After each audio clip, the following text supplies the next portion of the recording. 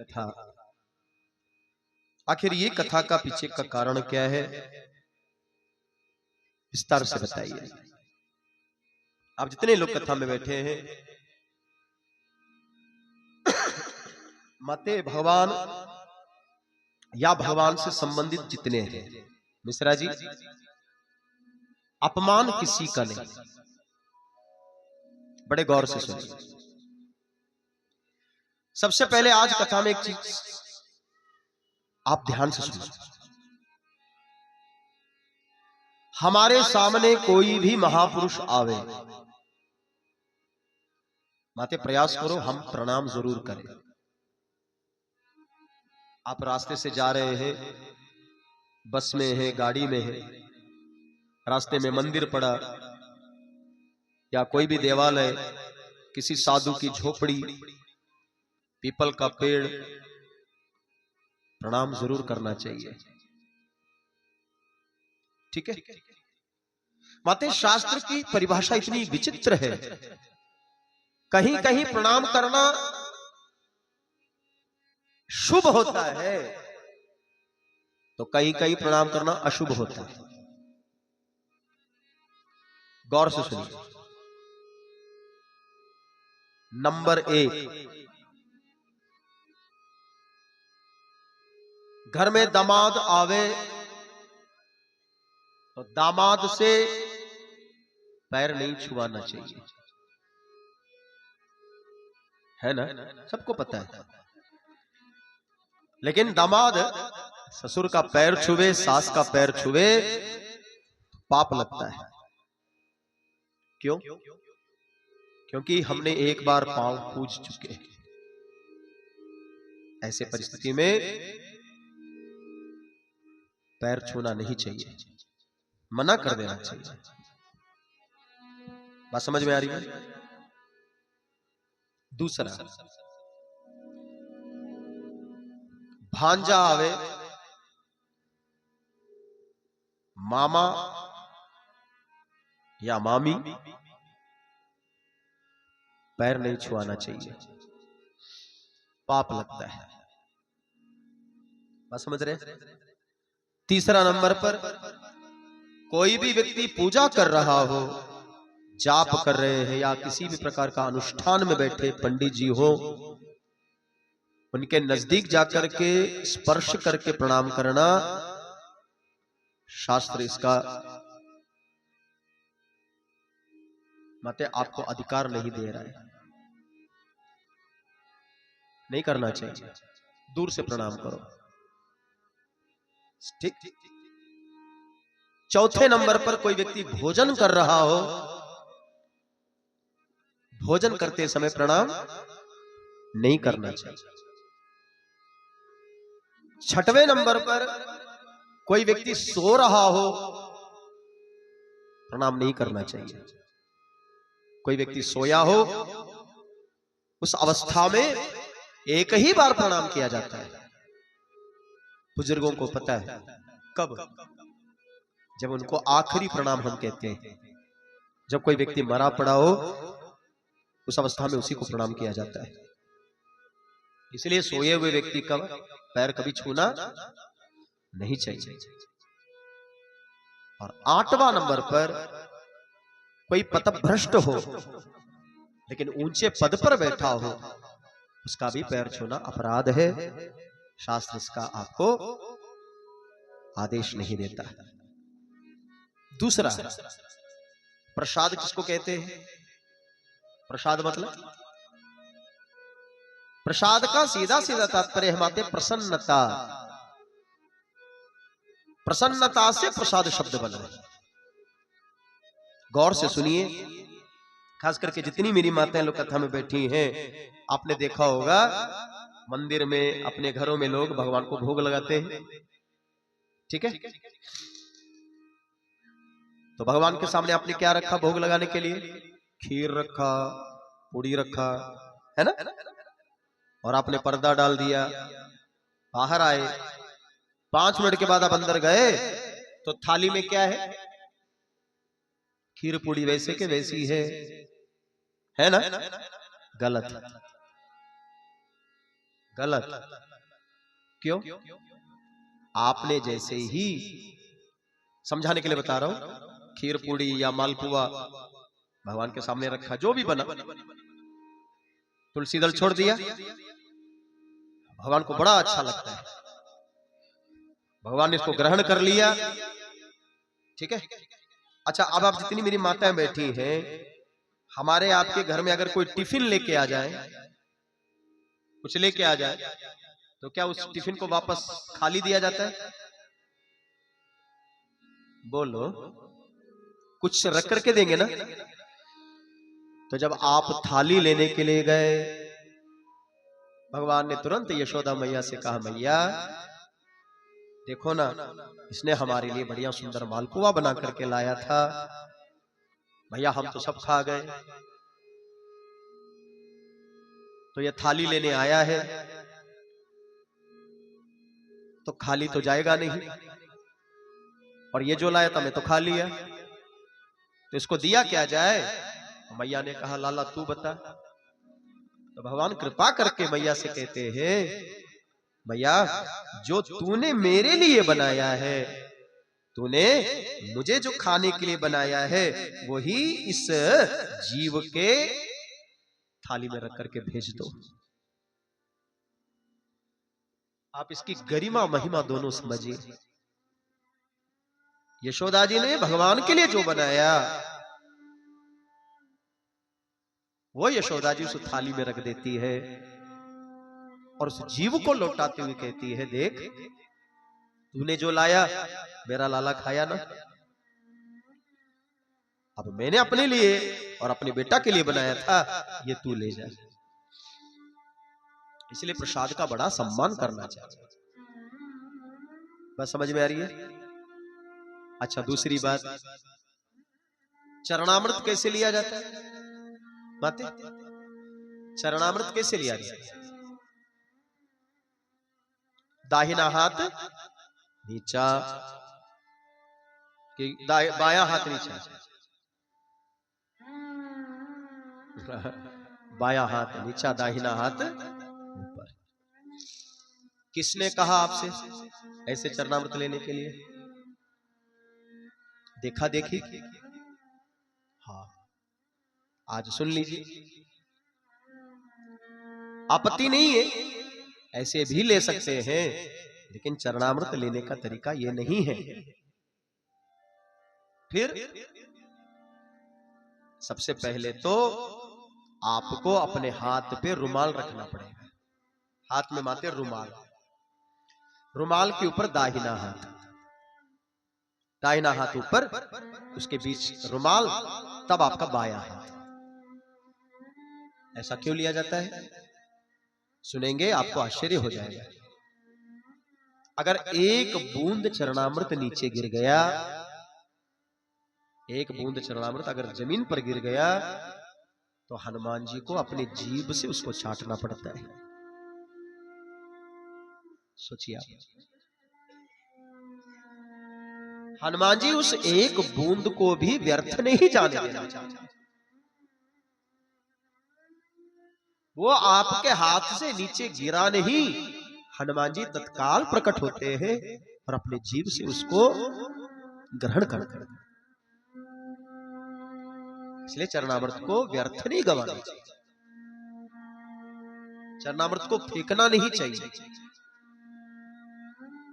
आप बड़े बड़े आश्रमों पे, मंदिरों पर देखना, चरणामृत बच जाता है तो क्या किया जाता है? हाँ, उसको तुलसी जी में डाला जाता है, इधर उधर नहीं फेंकते, क्योंकि प्रसाद का बड़ा सम्मान है। प्रसाद माने प्रसन्नता, और प्रसाद का अपमान प्रसन्नता का अपमान है। नतीजा क्या हुआ? सुखदेव जी कह रहे, परीक्षित, दुर्वासा ऋषि के श्राप से इंद्र श्रीहीन हो गया। क्यों? दुर्वासा ने प्रसाद दिया, लेकिन इंद्र ने उस प्रसाद का तिरस्कार, अपमान किया।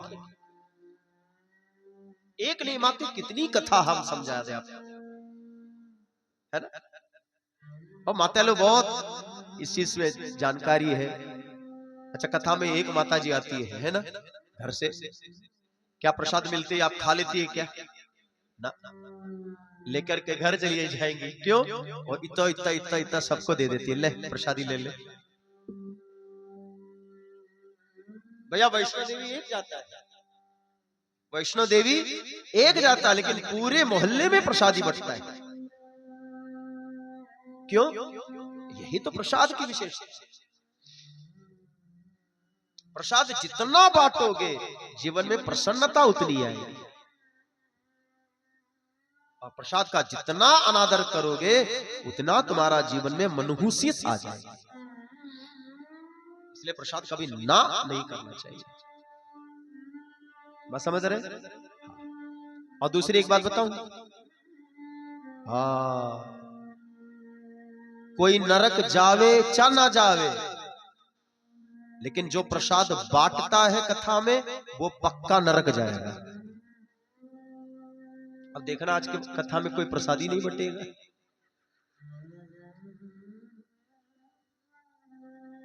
पक्का है। कोई नरक जावे ना जावे, लेकिन कथा में मंदिर में प्रसादी जो बांटता है ना वो पक्का नरक जाएगा। अब पूछो का है, पूछो, हाँ का है। ए चाची ये बताओ, प्रसादी जो बांटता है ना इतना चालू होता है, उसी में इलायची दाना, उसी में फरवी, फरवी समझ रहे हैं ना, उसी में फरवी, उसी में इलायची दाना, उसी में लडुआ, उसी में बतासा, उसी में केरवा, उसी में सब डाल दिया, ठीक ना, और कहा बांटो। अच्छा, जब अपन घर के लोग आवेला तो फरवी नहीं, फिर तब तो लडुआ निकलता है, और कोई घर के लोग है तो बोले फरवी।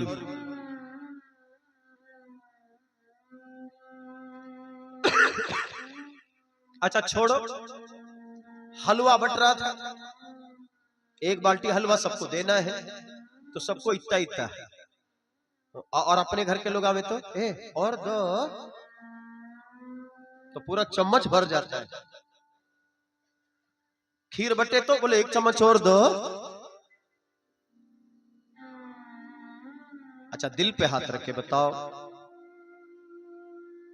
वो खीर, वो हलवा या वो लड्डू तुम्हारा है कि भगवान का है? बोलो, भगवान का है ना, तुमको केवल बांटने के लिए दिया है, तुम्हारा तो है नहीं, तो तुम्हारी जिम्मेदारी क्या है, सबको बराबर बांटे। तो अगर तुम भेदभाव करोगे तो नरक के जाए तू कि हम, तो बराबर बांटो। ये नहीं कि अपन घर के लोग आवे तो ढेर और आन घर के लोग आवे तो कम, बराबर बांटो, क्योंकि संपत्ति राम जी की है ना। आज इंद्र श्रीहीन हो गया, भगवान के पास जाकर के बोले प्रभु बिना धन का राजा, बिना प्रौढ़ी के राजा किस काम का, हमारे पास तो अब कुछ भी नहीं बचा। नतीजा भगवान ने कहा तुम समुद्र मंथन करो, समुद्र मंथन, ठीक है।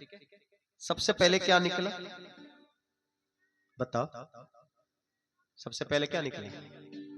हलाहल विष,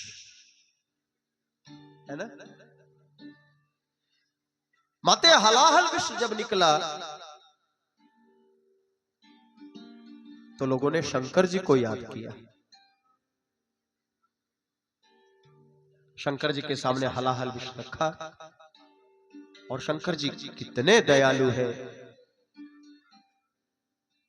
एक ही बार में सारा विष को अपने कंठ में ही रोक लिया। बोलो शंकर भगवान की। और शंकर जी का परीक्षित एक नाम पड़ गया, नीलकंठ। शंकर जी के कंठ में जहर। भैया ये बताइए आखिर शंकर जी ने ये लीला क्यों की? शंकर जी का नाम बाबा नीलकंठ। क्यों? हमारी कथाएं इतनी महत्वपूर्ण है, अगर अक्षर प्रति अक्षर अगर आप समझने का प्रयास करेंगे तो आपका भागवत के प्रति रुचि बढ़ती जाएगी। गौर से सुनिए, पता है आपको, शंकर जी देव नहीं है, देवों में देव है, मुखिया है, परिवार के मुखिया। शंकर जी ने मन में सोचा, अगर ये जहर बाहर रखेंगे तो मेरा परिवार, और अगर भीतर रखेंगे तो खुद को नुकसान होगा। इसलिए शंकर जी ने कंठ में जहर रखा है। बात समझ रहे मिश्रा जी? दुनिया में दो प्रकार के लोग हैं, दुनिया में दो प्रकार के लोग हैं। अब आप जितने पुरुष भाई मेरे वर्ग बैठे हैं, गौर से सुनो, कौन से लोग आपको प्रिय हैं? पहला नंबर पर वो है कौन? जो इतना मीठा बोलेंगे, इतना मीठा बोलेंगे, और दिल में क्या है? जहर। कंठ क्या है? बोले शहद। कंठ माने आवाज, कंठ माने स्वर, है ना? इतना मीठा बोलेंगे, इतना मीठा बोलेंगे, और दिल में क्या है? जहर। ऐसे लोगों को हमारे समाज में एक अलग पहचान है। क्या बोलते हैं इसको? हाँ, धीरे से कहती है, ए भाभी, हाँ बच के रहियो। क्यों? मीठा बोल करके तुमसे सब कुछ ले लेगी। मीठी छुरी है। बात समझ रहे? वैसे मैं इस मोहल्ले की बात नहीं कर रहा हूं, आप लोग बहुत अच्छे हैं, ठीक है? बता दे, हाँ, इतने दिन बाद घर में ननंद आई और भाभी दरवाजे पर जाकर के ऐसा स्वागत करती है, आहा हा, आ गई।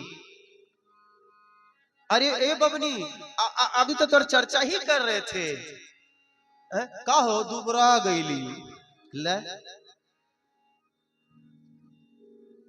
ऐसा प्यार जताएगी, है ना? और वही भाभी भीतर जाकर के अपने भैया से पता क्या कहेगी? क्या? आ गई राउर बहनिया, करम कीट कहेगी। अच्छा, ननंद भी जानती है भाभी का ये हंसी के पीछे, दोनों को पता है चेहरे पर मुस्कान है और दिल में क्या है? जहर है। लेकिन शंकर जी दूसरे नंबर पर है, कंठ में जहर है, दिल में प्रेम है। कर्पूर गौरम करुणावतार। शंकर जी थोड़ा बात माते टाइट करते, वाणी, शंकर जी की वाणी थोड़ी कठोर है, लेकिन दिल में क्या है? प्रेम है। और आप सब बड़े बुजुर्ग लोग बैठे हैं, आप परिवार के मुखिया हैं, तो आपको शंकर जी के जैसे नीलकंठ होना पड़ेगा। दिल में प्रेम रखिए, लेकिन जबान थोड़ी टाइट रखिए, फिर देखिए परिवार बिखरने से बच जाएगा। लेकिन हम उल्टा है। क्या? उल्टा हम इसलिए हैं, हम केवल जबान के मीठे हैं, दिल में सब का जहर भरा है। बोलो वृंदावन बिहारी लाल की। मुंह पर आप और पीठ पीछे सांप।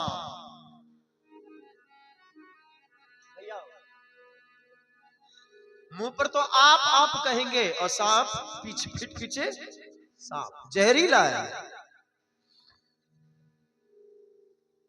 शंकर जी के कंठ में जहर है। मुखिया मुखसो चाहिए, गोस्वामी जी कह रहे हैं, मुखिया मुखसो चाहिए, खान पान को एक, पाले पोसे सकल अंग तुलसी सहित विवेक। अगर आप परिवार के मुखिया है तो आपको वाणी थोड़ी कठोर रखना पड़ेगा, लेकिन दिल में सबके प्रति प्रेम रखना पड़ेगा।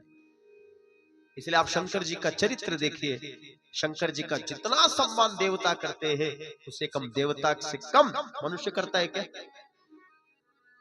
उससे कम दैत्य करते हैं क्या?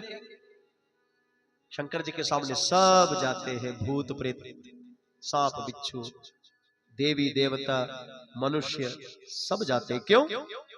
शंकर जी के मन में कोई कपट नहीं है, कोई जहर नहीं है। समझ रहे आप? माते यहां पर प्रेम रखो। यहां मैंने कहीं पढ़ा था क्या, हाथ में जल, हाथ में जल, मन में छल। तो शंकर जी की कृपा कैसे होगी? हम शंकर जी के सामने लोटा में जल लेकर के खड़े हैं। क्यों लेके खड़े हैं? शंकर जी से हम कहना चाहते हैं, प्रभु लोटा में भी जल है और मन हमारा निर्मल है, लेकिन लोटा में जल, मन में छल, और उम्मीद करते हैं फल ठेंगा, कुछ नहीं मिलेगा।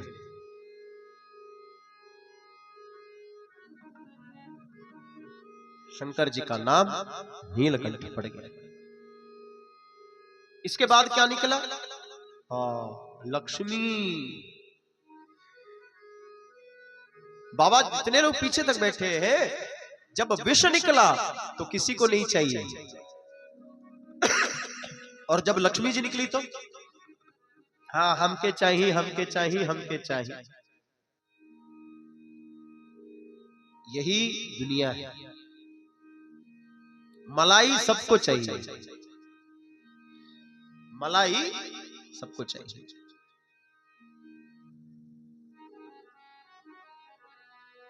लक्ष्मी जी के पीछे सब भागने लगे, और जितना लोग भागे लक्ष्मी जी उतना आगे भागे। ब्याह किसके साथ हुआ? नारायण के साथ। बस एक बात लक्ष्मी के बता दूं, फिर आगे लेके चलो। मंदिर जाना, खूब आरती गाओ, लेकिन लौटते समय भगवान से एक चीज जरूर कहना। अक्सर हम ये कहना भूल जाते हैं, इसलिए आज भी हम परेशान हैं। आरती में क्या गाते हैं? सुख संपत्ति घर आवे, कष्ट मिटे तन का, गाते हैं ना? अच्छा, यहाँ के माता लोग और भी चतुर हैं। कैसे? आरती में लिखा है सुख संपत्ति घर आवे, लेकिन माता लोग इतनी भावुक है, गाते गाते पता क्या गाती है? क्या? सब संपत्ति घर आवे, लिखा सुख संपत्ति है, बेचारी एक सीढ़ी आगे बढ़ जाती है, कहती है सब संपत्ति घर आवे। भगवान भी हंस करके सोचते होंगे कितना बड़ा पेट है हो, इतना संपत्ति, सब संपत्ति इसी को मिले। आपने आरती गाया और आरती गा करके आप लौट करके आए, लक्ष्मी जी तैयार हुई। भगवान ने पूछा कहां की तैयारी देवी? लक्ष्मी जी ने कहा अरे आप सुने नहीं क्या? अरे वो मिसिर टोला की फलानी आई थी। अच्छा, हाँ, न्योता दे के गई है। क्या न्योता दिया? बोले घर आओ। घर आवे। भगवान ने कहा तो ठीक बजा। लक्ष्मी जी बोले हाय दादा हम अकेले कैसे जाए? भगवान ने कहा न्योता तेरा है, हमारा नहीं है। अच्छा माते ये बताओ, अगर न्योता आपको आया हो कहीं से तो पिंकी के पापा जाएंगे? बोलो। अब पिंकी के पापा कितनी हिम्मत है क्या जाकर के बोले सुनी ना, हाँ पिंकी के मायका न्योता रहा आ नहीं की पा तो हम ही आ गए। अरे दादा लाज शर्म है नहीं? पुरुष के न्योता पर महिला जा सकती है, जाते भी है। वो है नहीं तो हम ही बच्चे आ गए, तो वो कहते अच्छा हूं भाभी जी आप आ गए, अच्छा हुआ भाभी आप आ गए। अभी थोड़े कहेंगे भाभी नहीं आए तो हम ही आ गए। अरे बेशरम आदमी, भाभी के न्योते पर भैया नहीं जा सकते। तो भगवान ने कहा न्योता देवी तुम्हारा है, हमारा तो है नहीं। लक्ष्मी जी ने कहा प्रभु हम अकेले कैसे जाएंगे। भगवान ने कहा किसी को ले लो साथ में। सब पढ़े लिखे लोग बैठे हैं, माता लोग 2 लोगों के साथ में अपने आप को कहीं भी जाने में संकोच नहीं करेगी और सुरक्षित समझती है। बताओ कौन कौन। मान लो पति है नहीं, जा नहीं पा रहे हैं, या घर में है नहीं, आपको जाना है, तो 2 और है जिनके साथ आप जा सकते हैं। कोई डरने की जरूरत नहीं है, सुरक्षित। कौन? एक है भैया, दूसरा है बेटा। हाँ कि ना? माते अगर आपका पुत्र बड़ा हो गया हो, रात को 2 बजे भी कहीं जाना हो, तो बेटा के साथ जाने में मां को कोई डर नहीं है। लेकिन अफसोस क्या लक्ष्मी का कोई संतान ही नहीं है। बोलो वृंदावन बिहारी लाल की। लक्ष्मी का बेटा कौन है? कोई नहीं है ना। इसलिए आप गौर से देखना, गौर से देखना, और मांगते समय गौर से मांगना। क्या भगवान एक ही चीज देता है माते, या फिर अच्छा संतान, नहीं तो अच्छी संपत्ति। अगर भगवान ने आपको संपत्ति बहुत अच्छी दी तो बेटा नालायक ही निकलेगा। बहुत से घर में बेटा बेटी होता ही नहीं, जहां अथाह संपत्ति है ना। तो क्या मांगोगे, संपत्ति अच्छा मांगोगे कि संतान? हम सब भारत में है, हम तो भगवान से कहते हैं हमारे औलाद अच्छा हो, बाल बच्चा हमारा ठीक हो। चाची पैसा तनी कम ठीक बा, लेकिन हमारा बाल बच्चा ठीक हो। गौर से सुनिए, पति जाएगा नहीं, बेटा है नहीं, अब लक्ष्मी के पास एक आखिरी रास्ता बचा। कौन? भाई। सबको पता है लक्ष्मी जी का 2 भाई है। बड़ा वाला का नाम है हलाहल विष, जो शंकर जी के कंठ में है। और छोटा वाला भाई कौन? नहीं पता? वारुणी। वारुणी, क्योंकि लक्ष्मी के बाद वारुणी निकली। मदिरा, नशा, कुछ भी अर्थ निकाले। और बात कितनी सटीक है। केवल आपने लक्ष्मी को मांगा तो लक्ष्मी अकेली कभी आती नहीं है, आएगी तो भैया को लेके आएगी। मिश्रा जी 4 पैसा कमाने के बाद अपने घर में देखिएगा, अपने मोहल्ले में देखिएगा, अड़ोस पड़ोस में देखिएगा, कुछ था नहीं, 4 पैसा कमा लिया तो छोटे बड़ों का ख्याल भूल जाता है। बोलो वृंदावन बिहारी लाल। देखे हैं आप? है? छोटा बड़ा का ख्याल भूल जाता है, बात करने के लहजा बदल जाता है। समझ लेना चाहिए, लक्ष्मी तो आई है लेकिन नशा लेके आई है, छोटकू को लेके आई है। तभी तो छोटा बड़ों का ख्याल नहीं रखता। और पैसे में माते बड़ी नशा है, बहुत नशा है पैसे में। हाँ, भयंकर नशा है पैसे का। समझाने के लिए बताऊं, अगर आपके जेब में 1 लाख रुपया हो, 500 की 2 गड्डी पड़ी हो, और दीपावली है, तो क्या कोई व्यक्ति मिठाई की दुकान पर जाकर के बर्फी का दाम पूछेगा? कभी नहीं पूछेगा। आप इसे इसको महसूस करिए। सीधे दुकान पे जाएंगे, कहेंगे 1 किलो बर्फी दो और 1 किलो काजू कतरी दो। क्यों? जेब में कितना है? 1 लाख।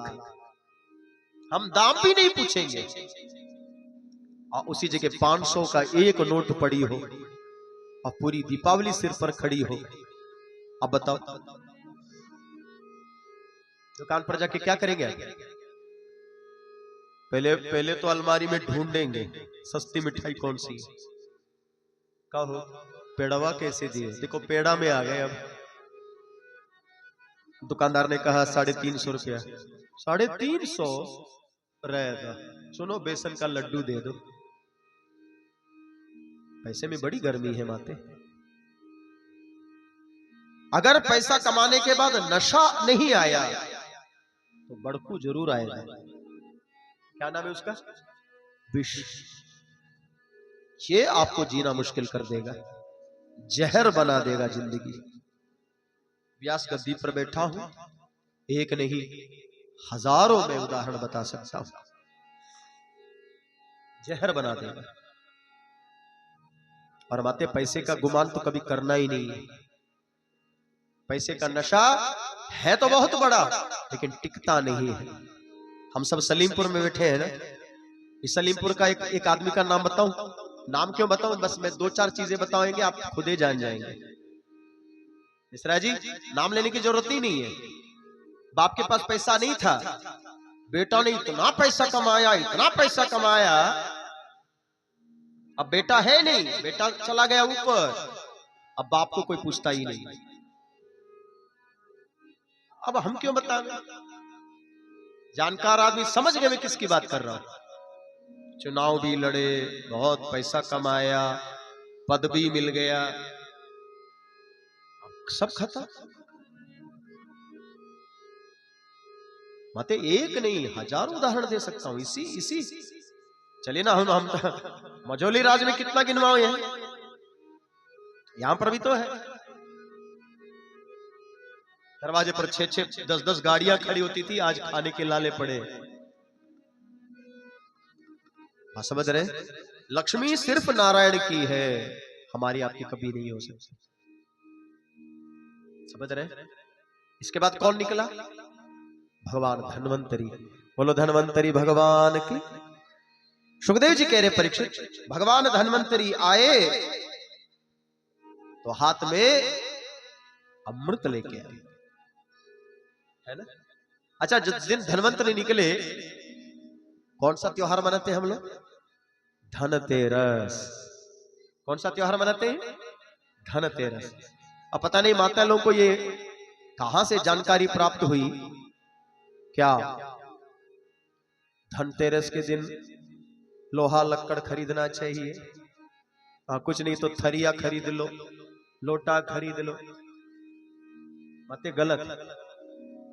धनतेरस के दिन लोटा सोटा नहीं खरीदना है। अगर धनतेरस के दिन कुछ खरीदना ही है तो क्या खरीदोगे? आंवला। क्या खरीदना है? आंवला। क्यों? भगवान धन्वंतरी आए थे उसी दिन, तो भगवान धन्वंतरी के हाथ में क्या था? अमृत। दूसरे हाथ में आयुर्वेद, और तीसरे हाथ में आंवला। अच्छा माता ये बताओ, पेड़ों पर आंवला कब आता है? कौन से महीने में? जोर से बोलो।